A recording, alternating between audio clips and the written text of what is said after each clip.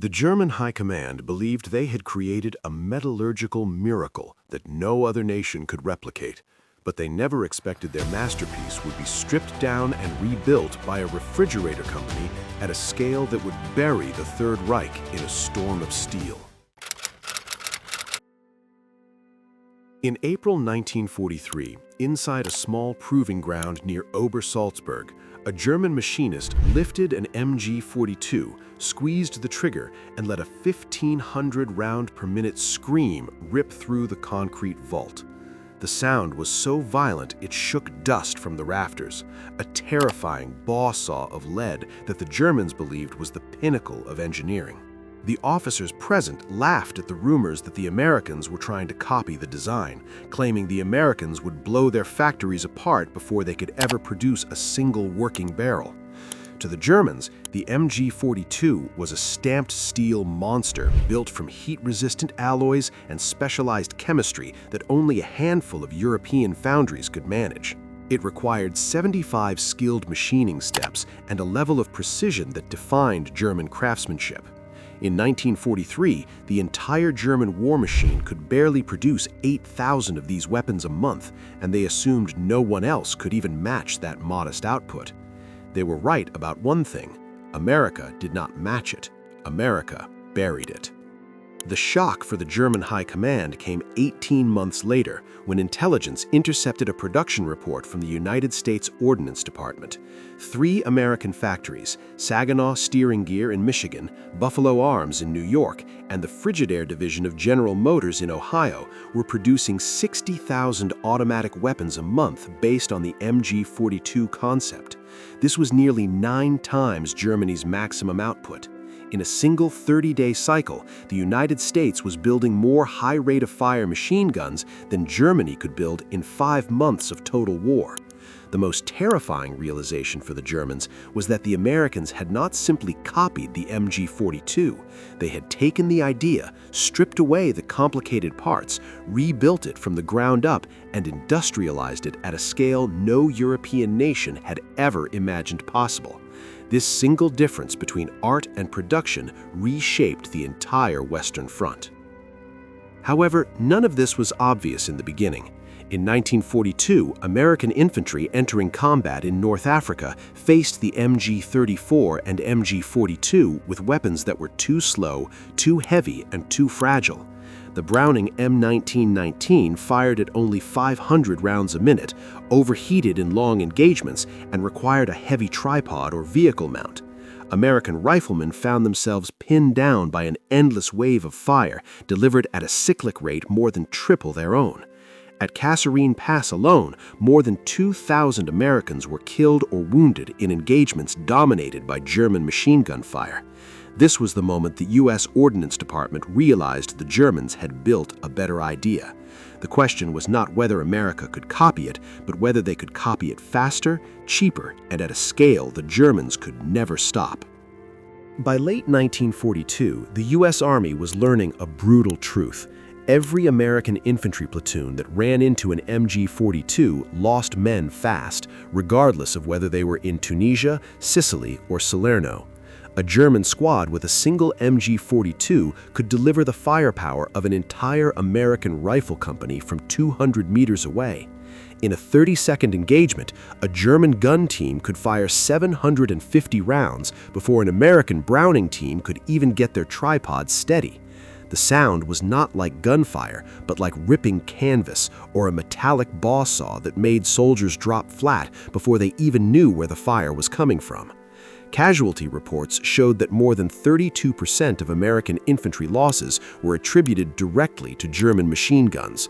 Planners at the War Department projected that if these rates held, the U.S. would exhaust its trained infantry replacements before the invasion of France could even begin. The order to develop an American version came down in January 1943. The assignment landed on the desk of Edward Chin, a 29-year-old engineering prodigy known for solving unsolvable problems. Chin spent nights studying a disassembled MG-42 captured in Tunisia, taking notes on everything from cam path angles to stress marks around the welds. Within 24 hours, he identified the core truth. The MG42 was dangerous because it was simple. It replaced 28 machined components with stamped steel parts that could be produced 50 times faster. The secret was not mystical craftsmanship, but engineered manufacturability. Chin realized that while Germany lacked the industrial breadth to scale production, America had over 1,200 high-pressure stamping presses in its automotive factories and steel mills, capable of producing chromium-molybdenum steels in quantities Europe had never seen. The Americans decided they were not trying to beat the MG42 in pure performance, but in quantity, reliability, and cost. Edward Chin believed he could cut the 75 machining steps down to under 30. He was not aiming for a perfect weapon, but for a weapon that could overwhelm the perfect weapon. He began asking what would happen if America made 60,000 guns a month instead of 8,000. Chin analyzed every detail of the German design for weaknesses. He noticed the sheet steel thickness was exactly 1.5 millimeters, which was perfect for high-speed stamping, but thick enough to survive sustained fire. He substituted the German alloy with domestic 4140 chrome moly steel and adjusted the heat treatment by 40 degrees during the quench cycle. This allowed the receiver to be made by the same presses Ford used for refrigerator housings, cutting manufacturing time by 70%. Then he examined the roller lock bolt, which was the secret to the high rate of fire. If the rollers sat even 20 thousandths of an inch off, the gun would destroy itself. German machinists took hours to cut these surfaces, but American factories could grind them in under 20 seconds by removing a delicate beveled shoulder and adding a mathematical radius of less than 1/10 of an inch. This mathematical radius became one of the most important engineering decisions of the program. Another breakthrough came from Harriet Cole, a young metallurgist who noticed microfractures in the feed mechanism. She proposed altering the rivet hardness and changing the rivet flare angle by a single millimeter. These microscopic changes increased the lifespan of the feed mechanism by nearly 400%. By February 1943, the American version was projected to cost less than $27 per unit, compared to the much higher cost of the German version in labor alone. Chin proposed dropping the rate of fire to 900 rounds per minute to preserve barrel life and increase controllability. This required adding 1.8 ounces of steel to the bolt mass, which was roughly the weight of a large spoon. This tiny shift reshaped the entire firing cycle, creating a weapon engineered for an empire of factories. When the design left Chin's table, American industry reacted like a giant organism waking from sleep.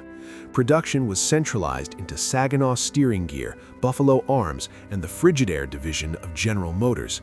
At Saginaw, they used a 150-ton mechanical press previously used for car chassis to stamp out receiver halves every 4 seconds. In a single 8-hour shift, one press could create nearly 7,000 receiver shells.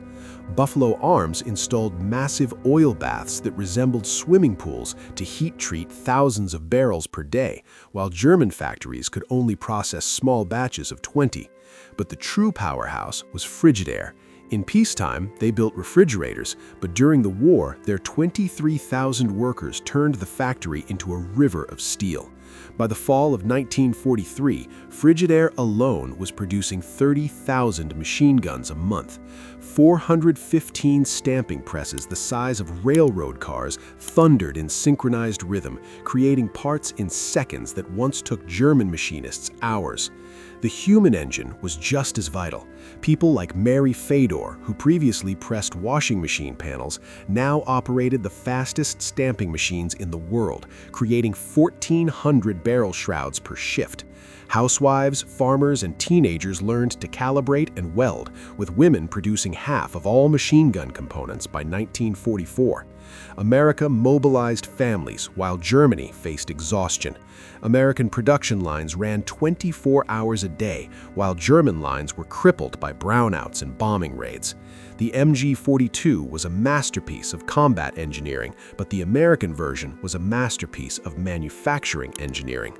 By the time Allied troops landed in Normandy, these American-made automatic weapons were rolling out of crates by the tens of thousands.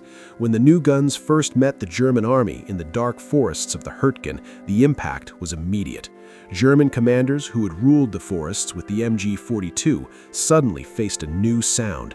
It was an aggressive metallic roar with a rhythm so similar to their own that German gunners often hesitated, unsure if they were hearing friendly fire. That hesitation saved American lives. When Sergeant William Darrington first used the new gun in the forest, he found that while the MG-42 climbed during bursts, the American version stayed flat and stable, punching through brush and cover like a laser of hot steel. For the first time, Germans were pinned down by their own idea. The tempo of the battlefield flipped. American automatic fire now repinned German squads before they could even complete their own firing cycles. During the Battle of the Bulge, the American guns proved their durability in sub-zero temperatures.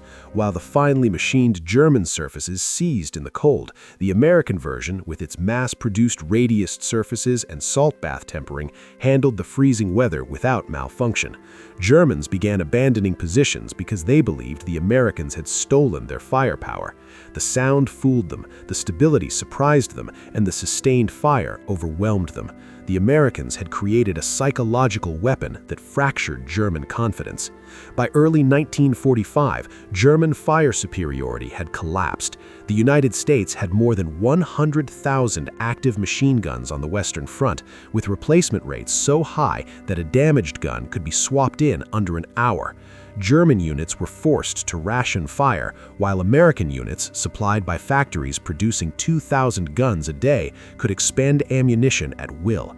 Interrogation transcripts revealed that German prisoners believed the Americans had captured entire MG units and turned them against them. German generals realized their worst nightmare had been multiplied by 10. The new guns were even mounted on aircraft and vehicles, creating devastating anti-air and ground suppression that shredded Luftwaffe fighters before they could even take off. In March 1945, as American infantry pushed into the Ruhr, the verdict of the war was clear. It was written in the production lines, and belts of ammunition emptied.